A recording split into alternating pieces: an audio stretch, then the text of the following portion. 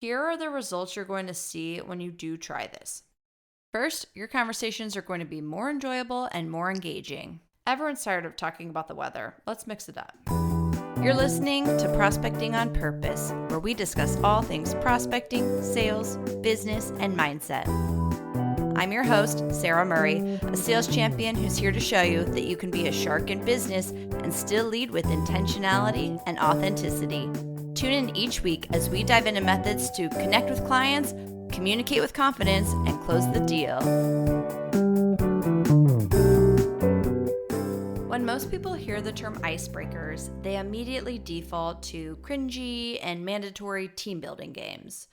It's just a typical Tuesday and you're going to a meeting and now all of a sudden you're scrambling to think of two truths and a lie. Or see which team can build the highest tower out of just printer paper and scotch tape. To be very upfront, I love any and all games, so I'm usually ready to go when it comes to icebreaker games. But I do think it's ruined the term.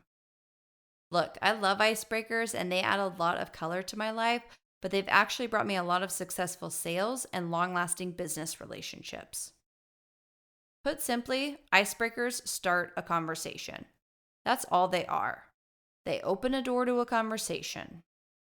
An icebreaker is literally the very, very first step in building any type of relationship. You can't have a relationship with someone if you don't know them. Someone has to take action first, and it can be super easy action.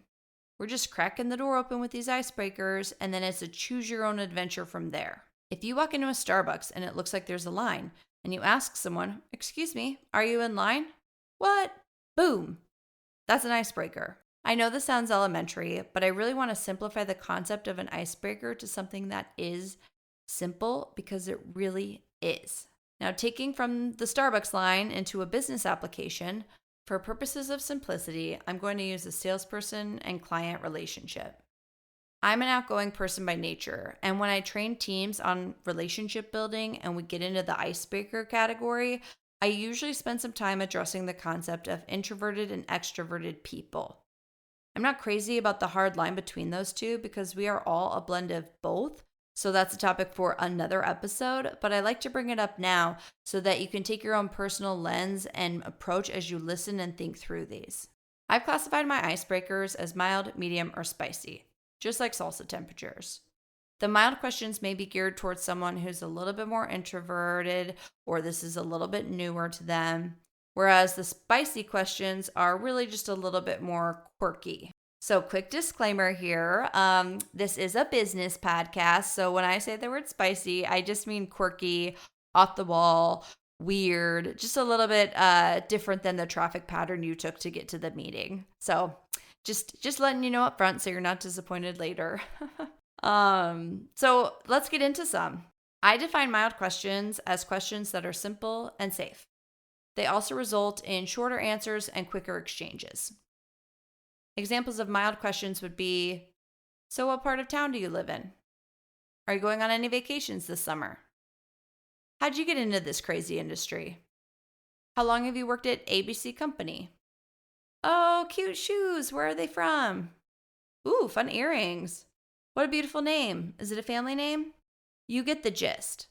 Mild questions are non-threatening and easy. Traffic and weather discussions fit in here too. And they're mild, but hey, they do the job and they work. So mild's your comfort zone. That's your spice level. That's great.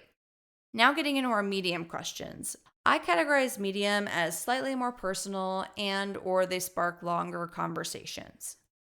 Some examples would be, do you have kids? Where'd you meet your spouse? Oh, your comment reminded me of a book I just read. Have you ever read XYZ book by so-and-so author? Where would you say you hail from? This is kind of a fun question. It always turns into a conversation because that question could mean, where were you born? Where do you live now? Where'd you grow up? It's just ripe for opening the door for conversation. One thing that I really like to do too is share a quote or a fact I heard recently that's somewhat relevant to the time that we're in. An example, when our quarantine first started during the beginning of the pandemic, I was starting to reflect on the fact that I took my health for granted. I just always had it and didn't really think too much of it. And I heard a quote that said, if you have your health, you can have 1,000 dreams. And if you don't have your health, you only have one dream. And it impacted me so deeply that I share it with people because it usually resonates with people.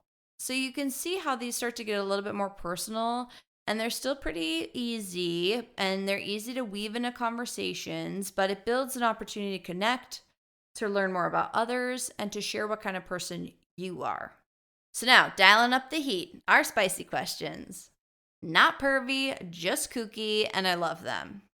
So 7 years ago, I was in an outside sales role, and I would go to all of these different offices around LA, and I would meet so many cool people. But I realized because I was in an outside sales role and they worked in an office, they didn't have an opportunity to meet cool people around town.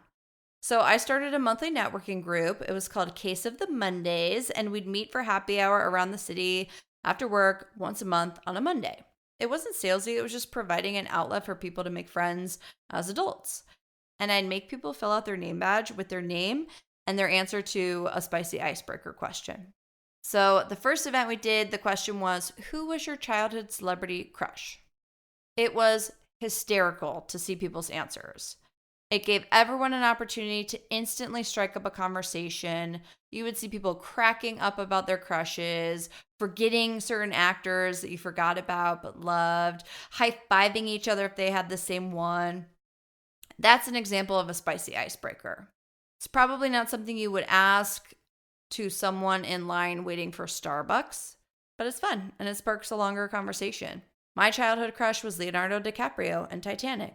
So another icebreaker could be which celebrities kind of are getting weird. Am I right? Okay, so other examples of spicy icebreakers. I love asking, what is your go-to karaoke song? If you could be any animal, what type of animal would you be? If you had to listen to one song only for the rest of your life, what would it be? What is an unpopular opinion that you have? For example, we asked this at a bridal shower the other day, and someone said that they hated the movie Forrest Gump. Okay, national treasure. I can't believe you hated it, but that's okay. We all have our right to our opinion, and it was a pretty fun conversation. I also like, would you rather meet your descendants or your ancestors? Do you consider a hot dog a sandwich? If you were in a talent show, what would your talent be? This next one is a little bit more of a thinker, but it's one of my favorites. The question is, who are 3 fictional characters who make up your personality? It is so much fun. It takes a lot of time to think about it, so it's more of a conversation for dinner, but really, really fun, sparks some great conversations. And then I also love this one. It's so weird, but interesting. What is the best bird? I know you're listening to this and you're thinking, okay, how am I ever going to bring these up in a conversation? Well, I'll tell you the secret. You use a buffer to introduce the spicy icebreaker. You're killing time, waiting for a meeting to start. You can say, oh my gosh, I listened to this podcast on the drive in today, and the host brought up this question, and I was surprised how much it got me thinking. What are 3 fictional characters that make up your personality? Then it's like the gift that keeps on giving because it can take a while to come up with 3. So later in the conversation or even future meetings, you can add on to it. Hey, Jerry, oh my gosh, I got my 3. You want to hear it? And what's also really fun is it tells you a lot about the person. If you are curious, the 3 fictional characters who make up my personality are Leslie Knope, Bridget Jones, and Ted Lasso. So to wrap up our examples, I want to challenge this audience with a couple of easy tasks. The first challenge is I want you to try a mild icebreaker when you're in a situation that's normally monotonous. In line at the DMV, grabbing a drink at the bar, sitting on the plane. Just try it and see what happens. My friend who travels often recently told me that she's been challenging herself to do a little exchange with the person next to her on the plane. And now if she doesn't do it, she regrets it. So it's becoming part of her travel habit. She's enjoying the connection with another person, and it's more of a pleasant flight than zero engagement. And remember, this is a choose your own adventure. So if you start a conversation on a plane, it doesn't mean you have to continue the conversation on the whole flight. When there's a lull, just smile. End the conversation, put on your headphones, open a book, take a nap. You're not marrying this person. You're just asking them if they live in Chicago or just visiting. Once you start practicing this, you'll be just as good as ending conversations as you are at starting them.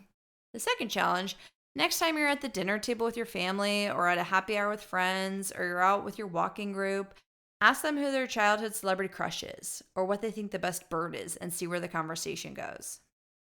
And then if you try this and you have a great story or you make a new friend or a client or just had a really fun dinner conversation, I want to hear about it. Please, please let me know. I want to hear what icebreakers people have asked you, because that's something that happens too. People will ask you something back that you haven't thought of or that I haven't thought of. Write me at hello@saramurray.com or send a note on LinkedIn or Instagram at Sara Murray Sales or leave a review on this episode. Could be kind of fun. Later, maybe we can create a results episode or something and see what happens, see what worked and what didn't. And then the best part about all of this, here are the results you're going to see when you do try this. First, your conversations are going to be more enjoyable and more engaging. Everyone's tired of talking about the weather. Let's mix it up. You're going to learn things. I didn't know that a woodpecker's tongue wrapped around its brain to prevent injury during high-speed pecking, but now I do. And now you all do too. We're just way more interesting people all around. You will also find that this gets way easier, and it's really not awkward. It may feel awkward when you first start. Once you start to see that the other person isn't treating it as something weird because they're engaged in your conversation, starting right out the gate with a spicy icebreaker just becomes easier. And most importantly, you become more memorable. Hopefully the correlation between prospecting and being memorable is really clear, but it expands beyond work. We all know the Maya Angelou quote, "People will forget what you said, people will forget what you did, but people will never forget how you made them feel." This is a really easy way to connect with people and to be memorable. So to recap our challenges, you're throwing out a mild icebreaker when you're waiting in line or you're waiting for a meeting to start, and then you're using a spicy icebreaker at the dinner table tonight. And you're going to let me know how it goes via LinkedIn or Instagram or in the podcast reviews. I promise it will be super fun, and I can't wait to hear about it. Thank you so much for listening to the Prospecting on Purpose podcast. If you loved what you heard today, subscribe to the podcast and please rate and leave a review. For more info on me, or if you'd like to work together, feel free to go to my website, saramurray.com. On social media, I'm usually hanging out at Sara Murray Sales. Thanks again for joining me, and I'll see you next time.